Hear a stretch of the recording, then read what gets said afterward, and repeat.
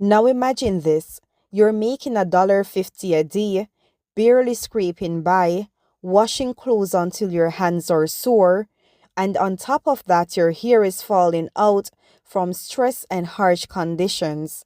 And to make things worse, society tells you that as a black woman in the early 1900s, you'll never be rich, powerful, or independent. Now, fast forward a few years. You're sitting in your $1 million mansion, running an empire, and people are calling you the first self made millionaire in America.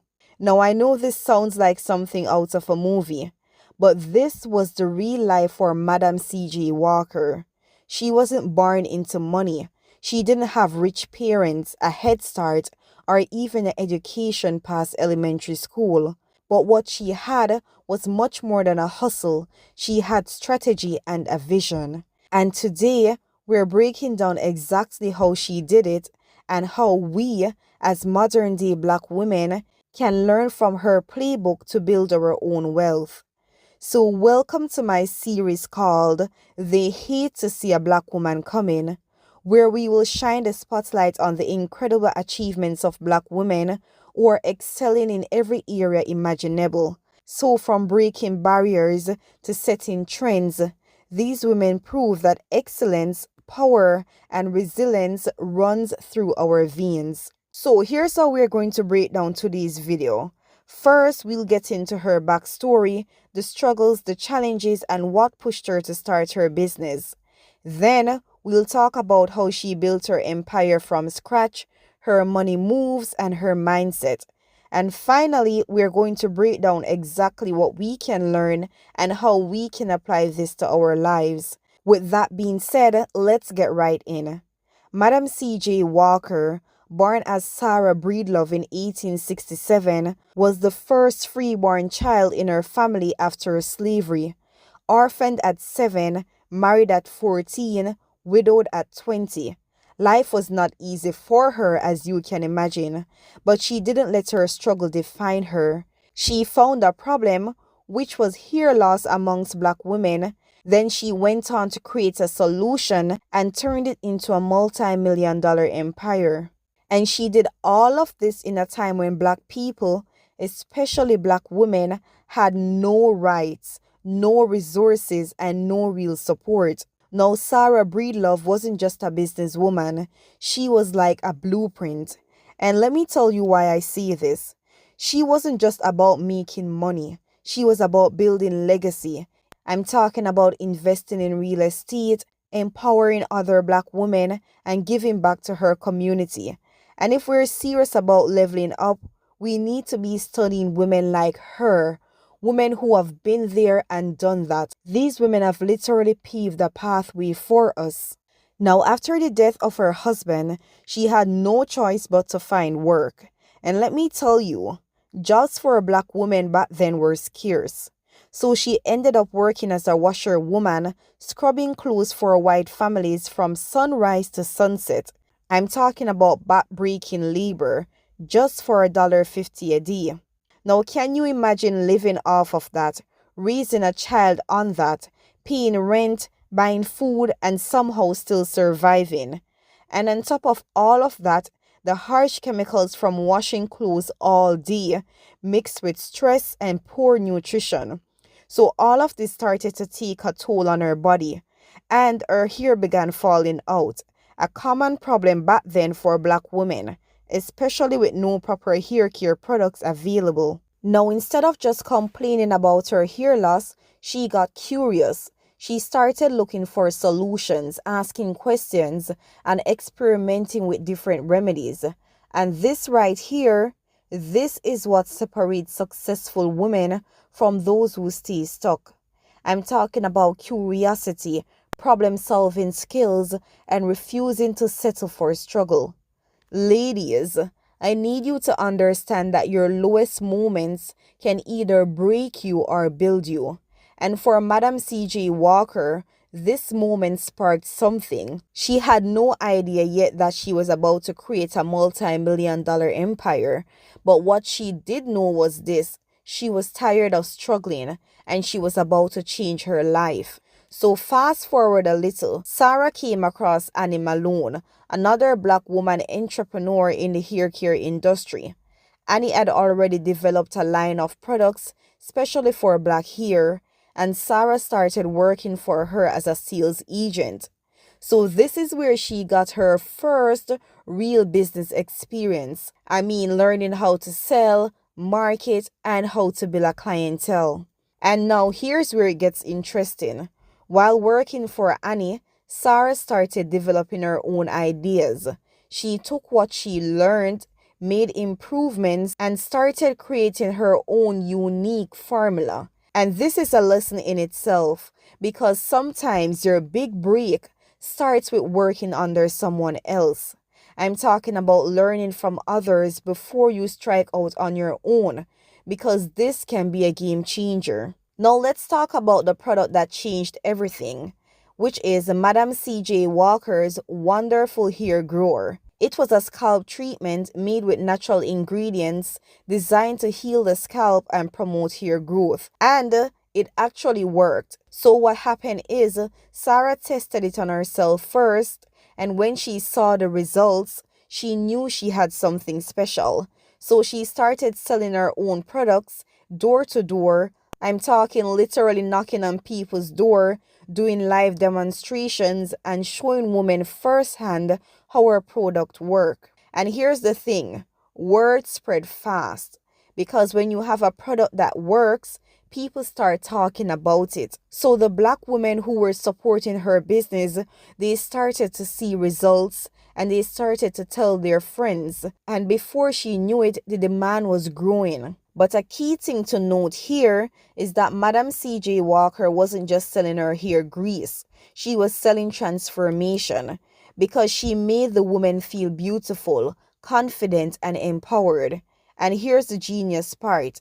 She didn't just sell products, she started educating women on hair care too.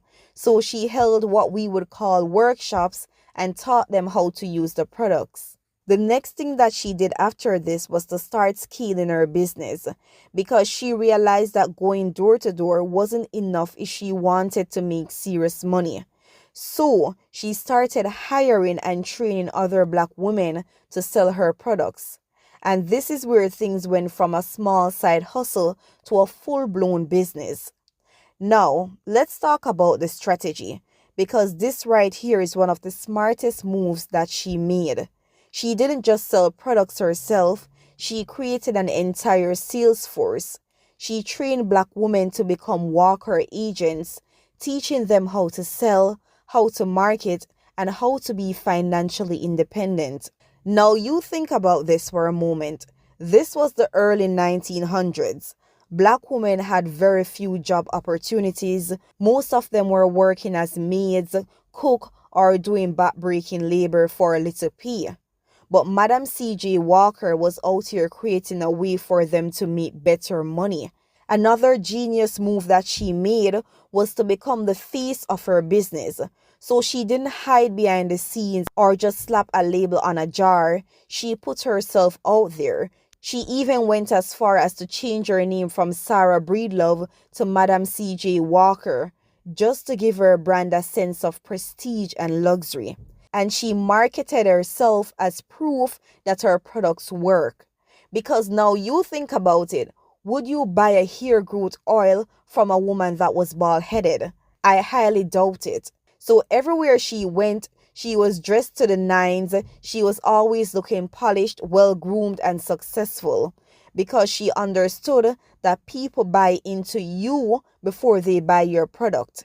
And this is still true today. So whether you're selling hair care products or you're offering coaching services, people need to see you as a walking advertisement for what you're offering.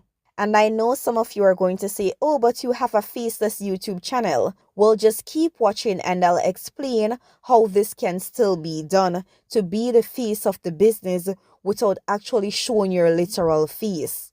Now, with her sales agent killing it in the field and demand for the product skyrocketed, Madam C.J. Walker knew she had to set up production. So in 1910, she moved to Indianapolis and opened her own factory. So now she's not renting space, she's not using someone else's facility.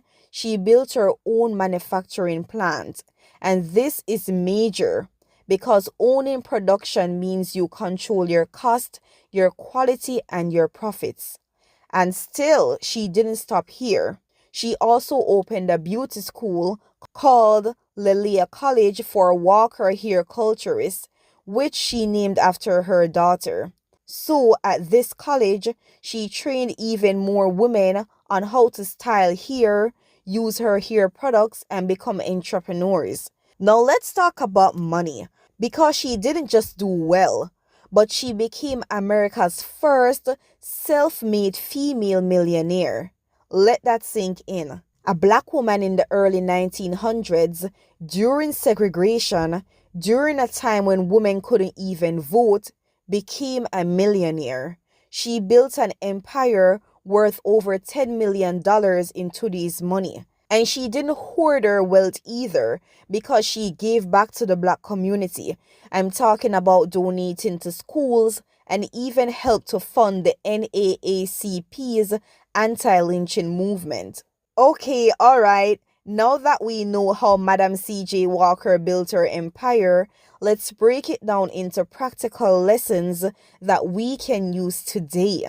Because some of you are sitting on $1 million ideas that you're yet to execute. So ensure that you're taking notes now. Step 1 is to solve a problem and own your niche. So the first lesson is money follows solution. Madam C.J. Walker didn't start out trying to get rich. She was solving a problem. Black women needed hair care products that actually worked, and she delivered. So for modern day application, if you want to build real wealth, ask yourself, what problem can I solve? Find a niche where people are struggling and create a solution.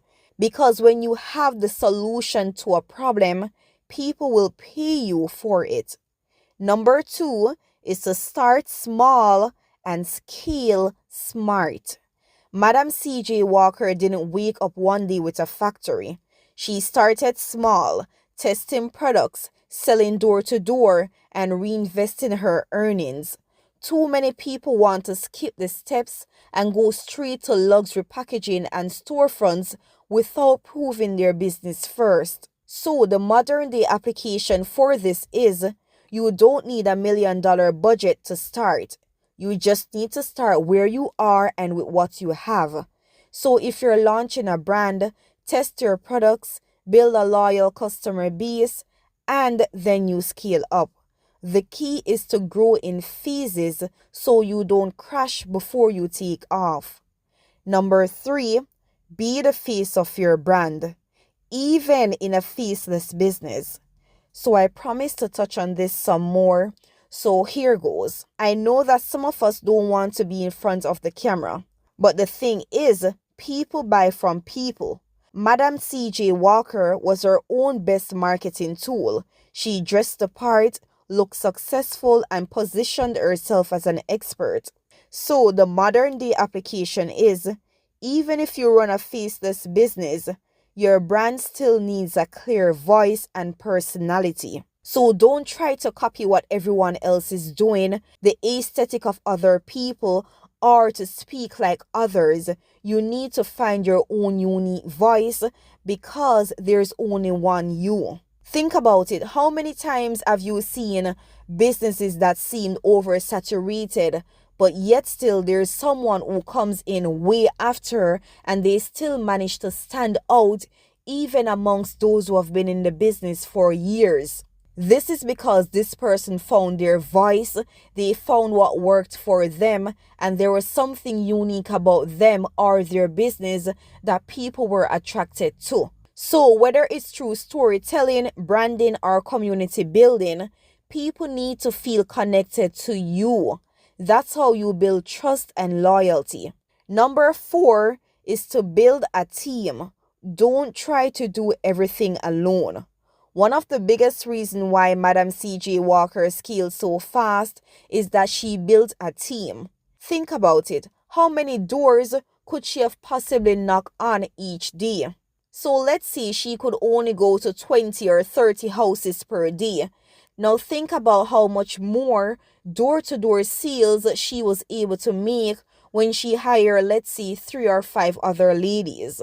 So she trained sales agents, she opened schools that would substitute for her doing the workshops, and she put other women in the position to succeed.